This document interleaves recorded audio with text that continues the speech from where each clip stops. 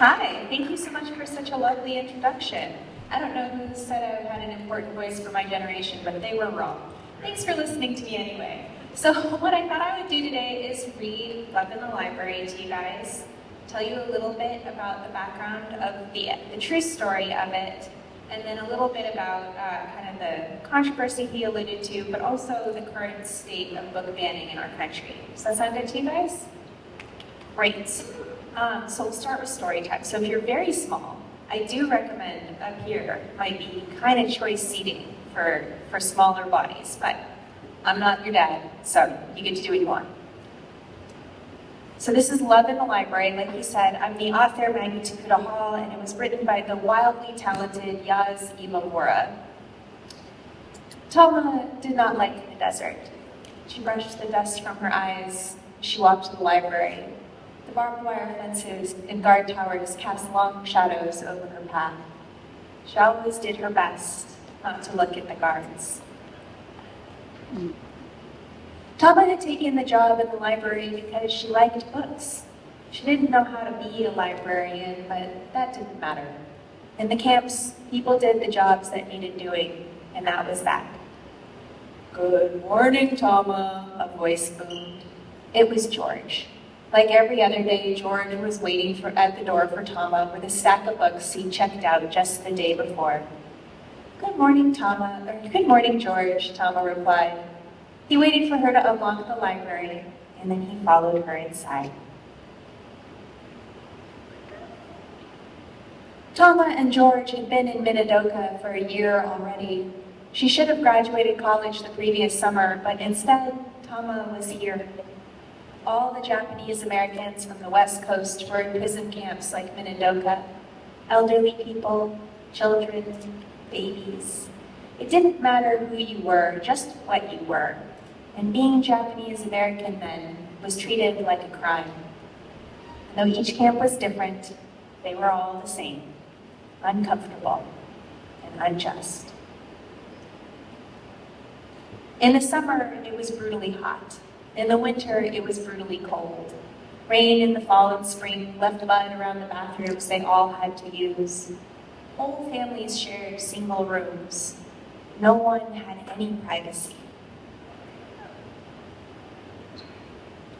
Tama did not know when she would leave Minidoka, or if she ever would, but there was nothing to be done about that. So she worked in the library and watched as each day passed her by. Some days, many people would come to the library and borrow something to read. Other days, especially when it snowed, hardly anyone would brave the cold just for a book. But most days were the same. Tama kept her eyes down and tried not to think about the life she used to have. There was a word that described this, Tama knew. Constant. Constant questions, constant worries, constant fear. But then there was also George. George and his big smile were constant. And the books were constant company. Tama loved books. Caught in their pages were worlds bursting with color and light, love and fairness. Pressed between their covers were words that planted seeds in the garden of Tama's mind. How magical that, even in Minidoka, such a small little library could fit so much in its four walls. Tama kept a word for that too, nestled close to her heart. "Miraculous," she whispered. "What was that?" asked George. His voice was so big it barely fit in the library. Tama blushed, and she held up a finger to remind him. They were in a library, after all. George just went on grinning at her.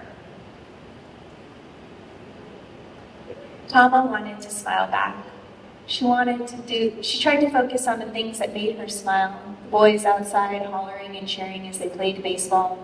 The books themselves and the smell of their pages. But she could not make herself smile. She sighed.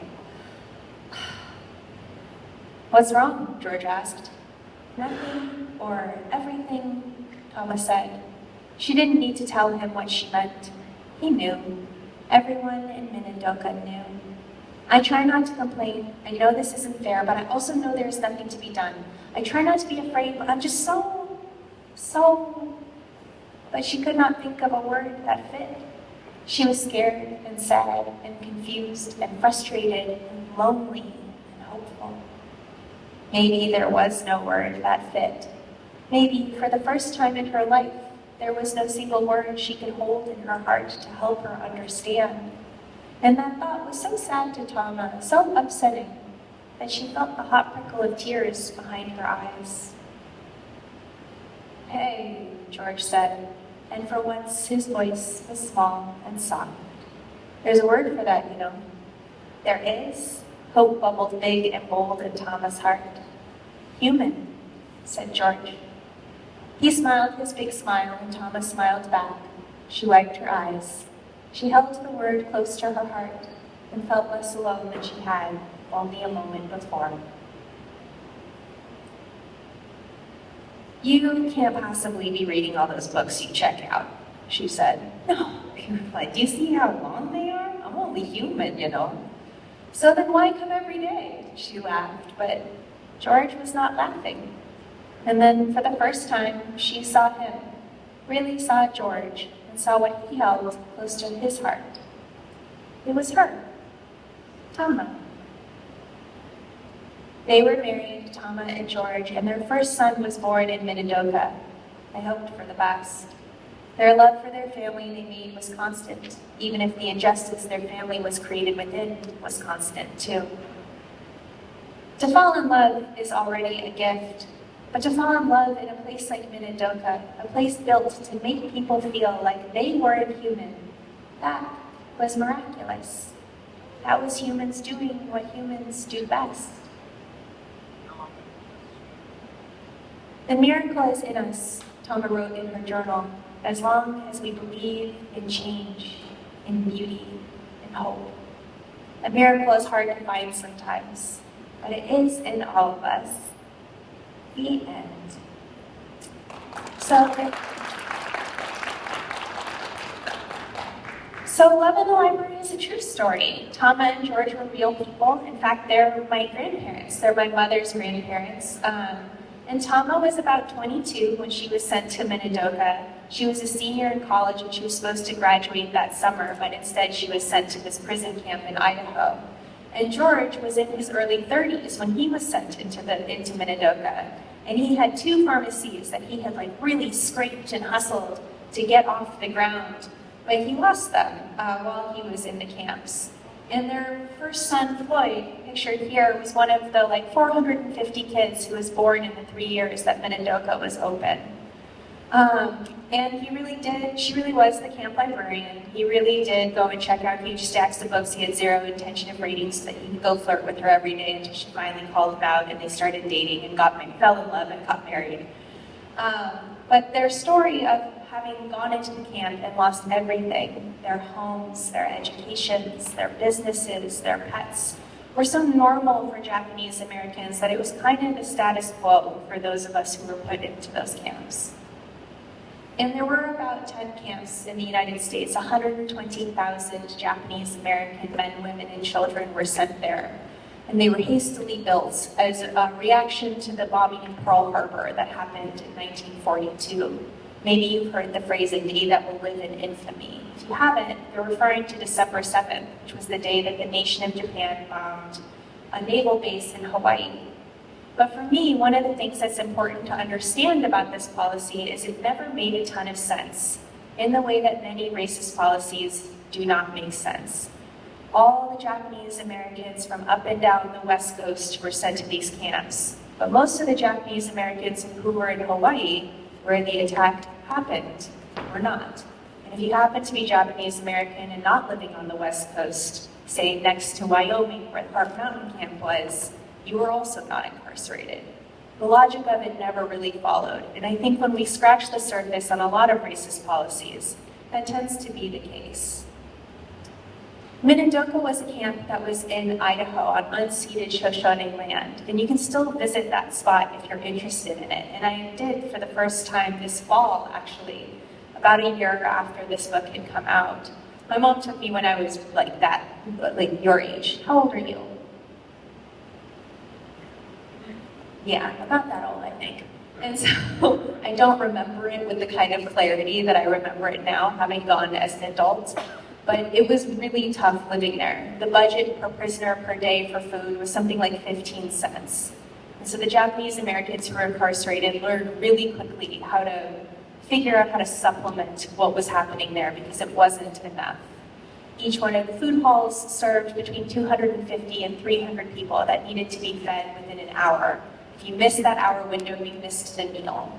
And having just been there, I can tell you how uncomfortable those buildings were, how poorly insulated and meant to hold. They both hold in the heat when it's hot and hold in the cold when it's cold.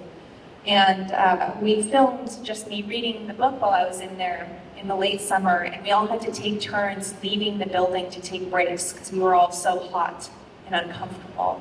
And that was with only about 7 people in the room in this big dining hall. Imagine there being 203 to 300 people in there getting their food at the same time that the food is being made. How uncomfortable that would have been just to get the meal you needed to get through the day.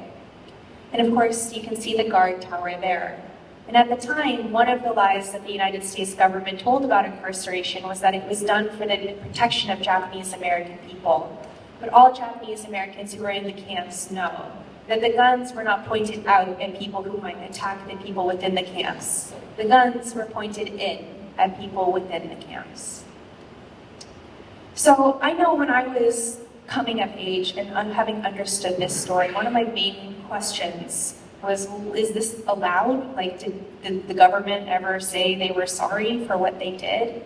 And the answer is complicated, because it's like, kind of. In the 80s, President Reagan signed a bill that allowed the payment of reparations to a certain percentage of the Japanese Americans who were incarcerated at the time, for something like $15,000. A bill that my own family directly benefited from. However, and I think that this is a really important thing to think about as we go forward and as we teach this history to other people, at the same time that this bill was being signed, Reagan had his back turned on a different marginalized group in the United States.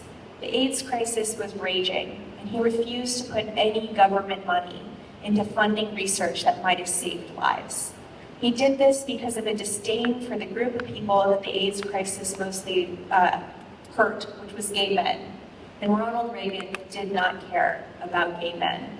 So even as this tiny little bit of restitution was being made, our back as a nation was turned to another marginalized group, being punished for being different by a group of people who were never interested in understanding who they were in the first place. The other thing that is important to keep in mind as we educate about this going forward is the Korematsu ruling. A lot of us, and myself included, tend to misunderstand what happened here.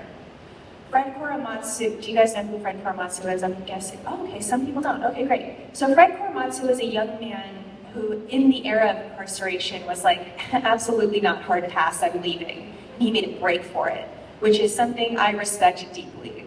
But he got caught. He got busted by the FBI. They tracked him down. And he sued the government and was like, you should not be putting me in prison camps. I didn't do anything wrong. And his case went all the way up to the Supreme Court, and the Supreme Court was like, no, get in there. You're convicted.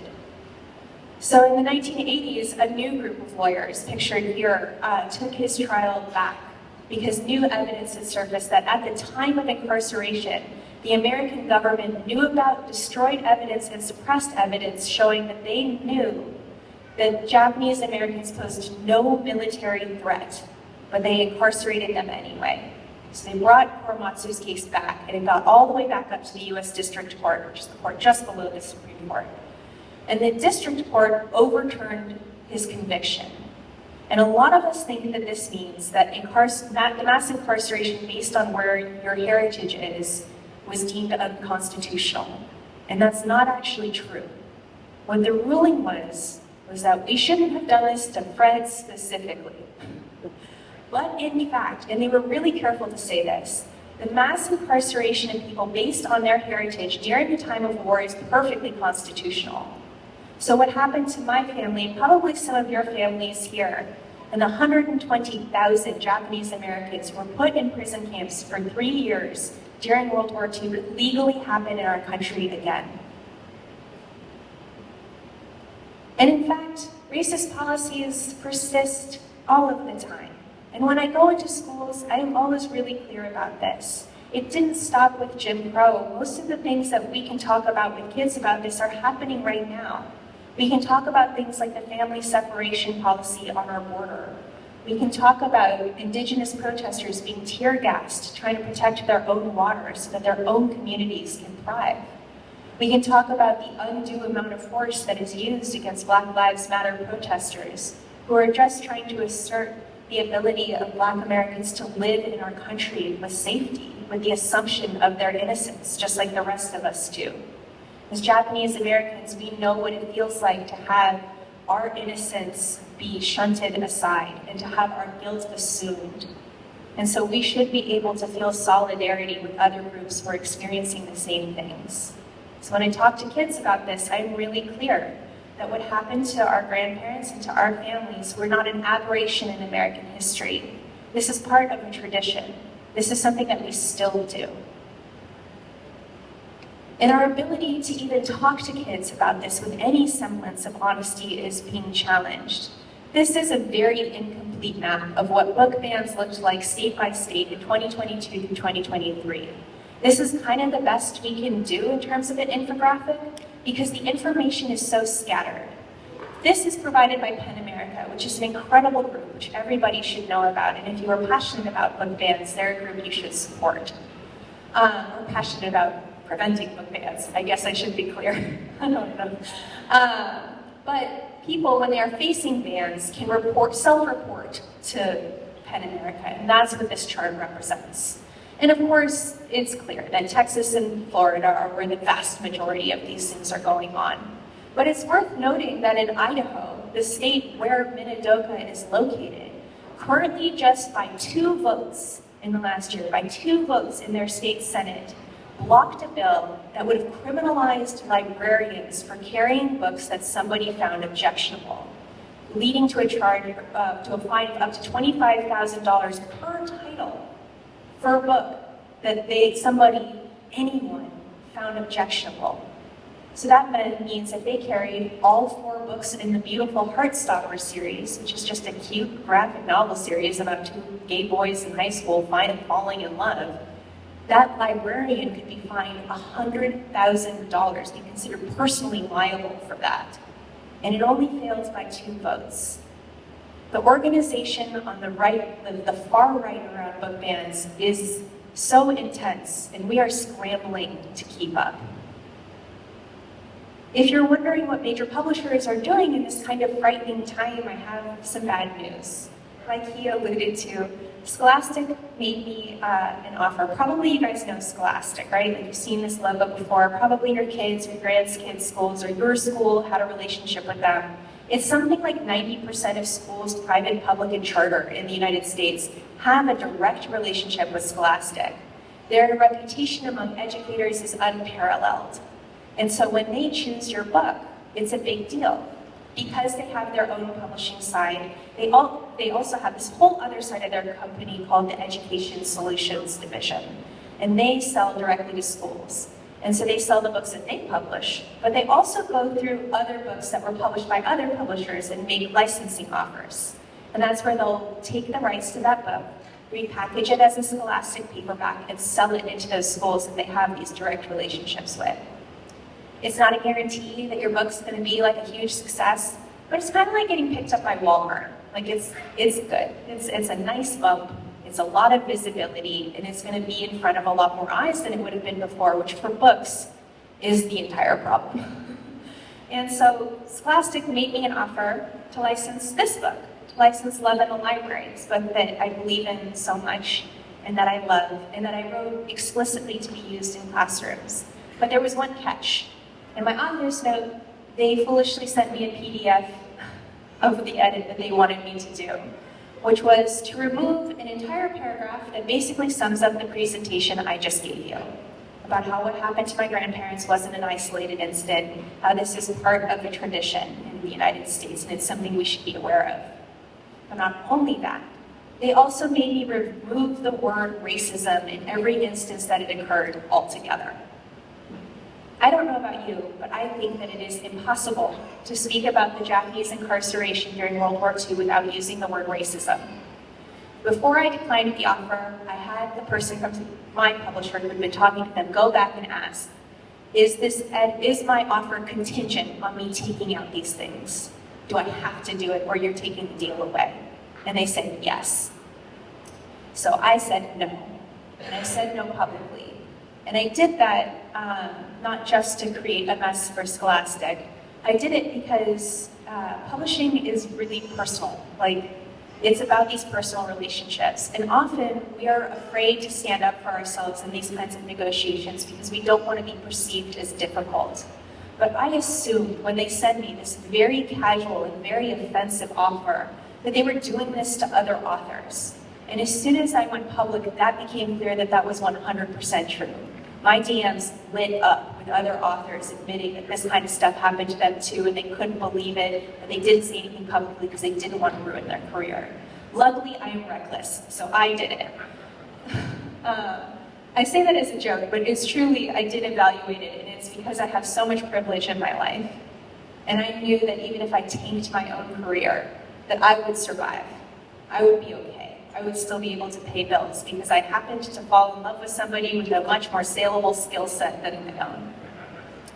And so I went public, and I hoped in going public just to achieve some really kind of minor things. I wanted other authors of color and from marginalized identities to feel comfortable talking to their editors and agents about things that had been asked of them that were inappropriate, that crossed the line. Because we know the difference between an edit about hey, this story doesn't make sense, versus remove the word racism. Those are two really different things. And I wanted Scholastic to have to reckon with me in the light of day, because I knew that this kind of thing was happening in the dark all the time. And we are so much stronger when we are all standing together. It ended up becoming a really big national news story, and I was completely unprepared for that moment. But I also knew that the reason why I was given so much attention was not because what I had done was particularly brave or what I had to say was particularly smart. The reason that I was given so much media attention about this is because I am not Black and I am not transgender. I want to be 100% clear about that. These bans that are on the rise in the United States inordinately target Black and transgender people, and especially where those identities intersect. And so when there was a news story that could be told without addressing those identities, corporate news people jumped on it. And I understood I was being invited to the table not by merit of who I was, but because I came in a package that was less threatening. And so if that was going to happen, then I needed to use my time as valuably as possible to fight as fiercely as I could for people who are continuously not invited to the table. Tama and George were just normal people. She was a student, he was a pharmacist. I am just a normal person. I'm just like a crazy lady who mostly sits in her pajamas by herself making stories up. None of us are trained for moments when we need to be a little bit braver or to speak for people who are not ourselves. But if there's anything that you can take away from me today, it is that I am begging all of us to consider what privileges we have in our life and how we can use those as a lever for other people who are not invited to the table. Every time you are invited someplace where there is any kind of power, it is on you to consider who's not at that table and how their voice can best be represented or what you can do to help bring them to the table. Japanese Americans don't have the relationship with our government that we used to. We no longer need to be afraid of the police. We no longer need to be afraid of the FBI coming into our homes. We live with a huge amount of privilege that other marginalized groups in this country no longer get to or have never gotten to. And so when I speak to other Japanese Americans, I want to be especially clear that we know what it means to be targeted by these kinds of policies. And that is why we have an extra, we are extra honor bound to make sure that it does not happen to other people. just like we wish other people had stood in the way while it was happening to us. I have yelled at you guys a lot, but I want to also be clear, I'm not the end-all be-all of any of these opinions or of this discussion, and so I want there to be a lot of time for there to be conversation. So if anyone has any questions, I would love to answer them, or any things that they're concerned about, I would love to hear that as well. But it only works if someone starts us off. Grab the other mic. Oh, okay, here, I'll take it. Oh, okay, perfect. Is that?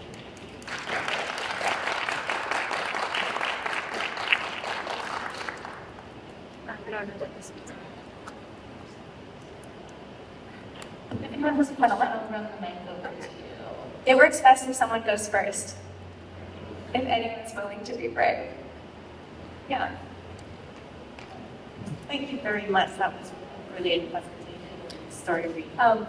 Could you just explain what compelled you to this story of Tama and how you got into it? How long was your working process? Yeah. So I've known this story of Tama and George my whole life. I don't remember the first time my mom told me the story, because it's so much a part of how I understand the world. The sky was blue, Grandma and Grandpa met at a prison camp. Those things are just part of my world. And I never thought about in any way claiming it as my own story or as writing it until President Trump took office in 2017. And his absolute first order of business was to pass the travel or Muslim ban that barred people from Muslim-majority countries from coming into our country at all. And I felt this sickness in the pit of my stomach, and sadness and fury that this was happening. And I tried to do all the things I knew I needed to do. I called my congresspeople, and I wrote my angry postcards, and I donated to the ACLU far more than I could afford. But I also tried to evaluate what I had that might be unique in that moment, that I could offer to kids. And I realized I had this beautiful story in my family, not only about the cruelty of those kinds of policies, but also about the incredible resilience of the people that they target.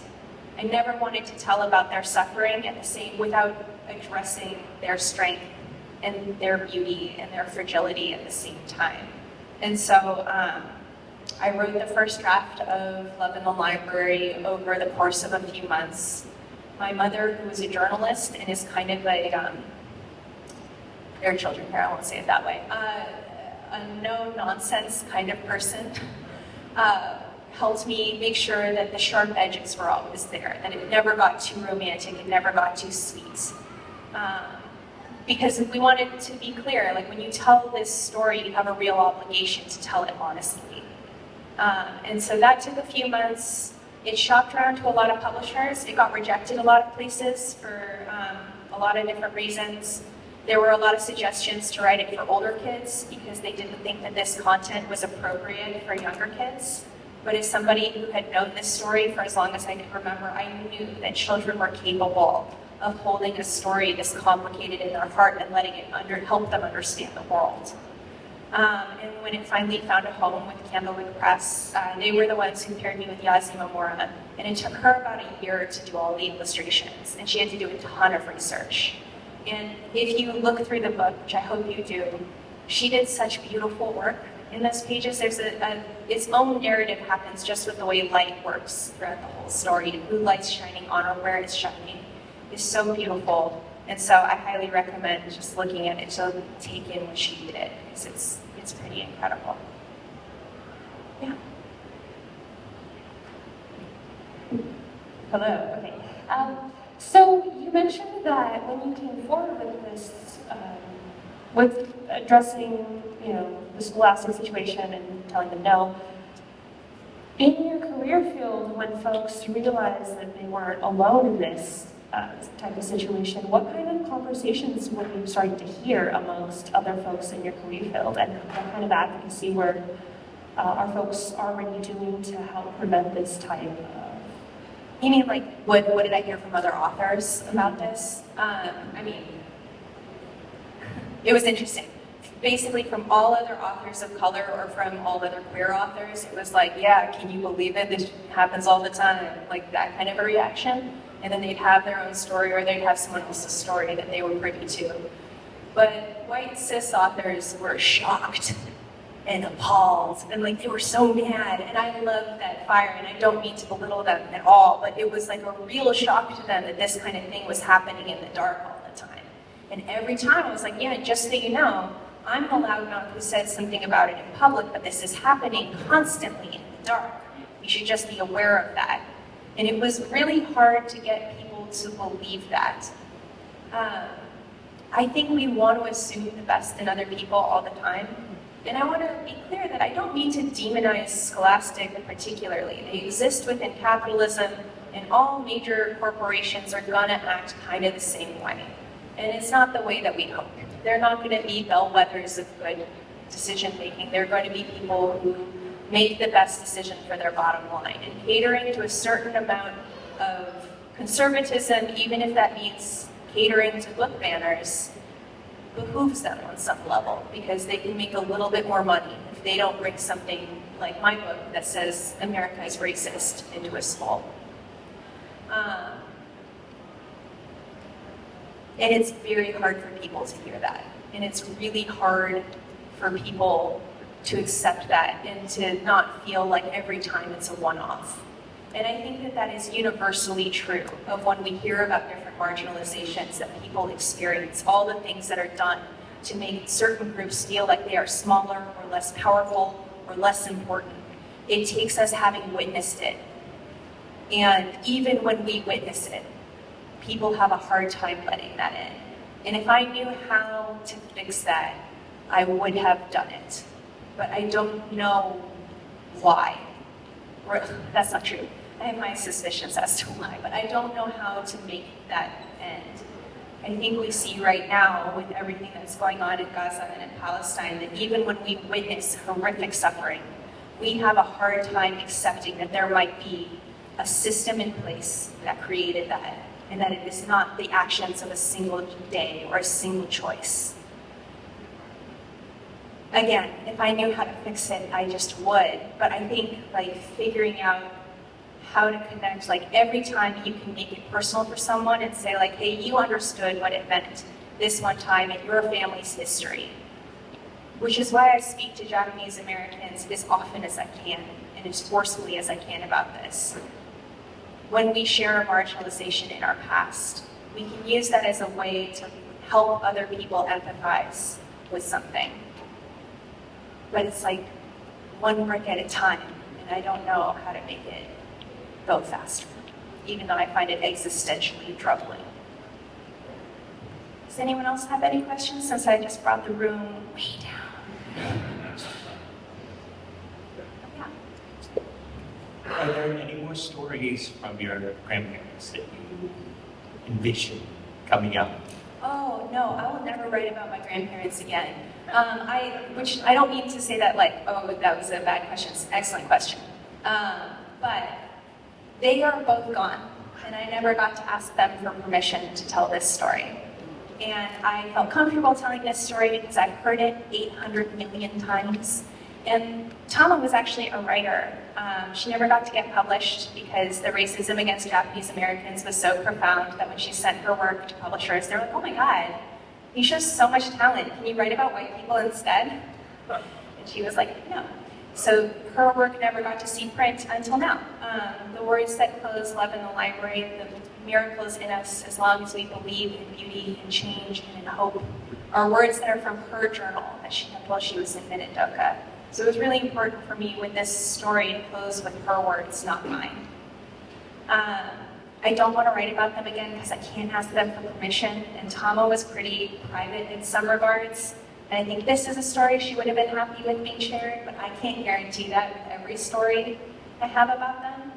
But one story I would love to share with all of you, because I think it's so beautiful and it might be a perfect place to end, is about kindness from without the community, really changing the course of my family's destiny.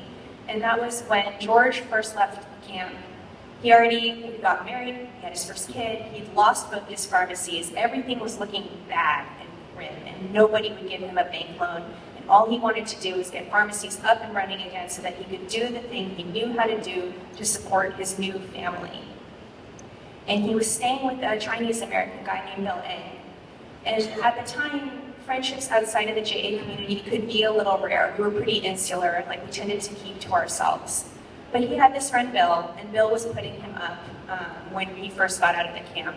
And he was just kind of complaining to Bill one day about this, not expecting Bill to do anything about it, but just venting it. Like, I don't know how I'm going to take care of my family. I don't know what it's going to take. Like, no one will help me. Like, this is a nightmare. Tama's going to be here soon with my baby. What are we going to do? And Bill went into his basement, and where he literally kept money under a mattress. He pulled a bunch out, and he gave it to my grandfather. He said, pay me back when you can. And without that kindness that came from outside of our community, I don't know what would have happened to my family. I don't know that I would exist because my mother is their 4th child of 5. And that is not the kind of decision you might make, family planning decision you might make if you are completely destitute. But instead, George was able to get his pharmacy up and running again, and the Tokuda drug marquee is still hanging in the International District in Seattle. And that is 100% because one person from outside of our community took it upon themselves to help somebody after experiencing incarceration that he did not deserve. I want to thank you guys all so much for being here with me today. I really appreciate you sharing your time on like a really nice day outside. Is it like this all the time? I just came from Oakland and it's freezing.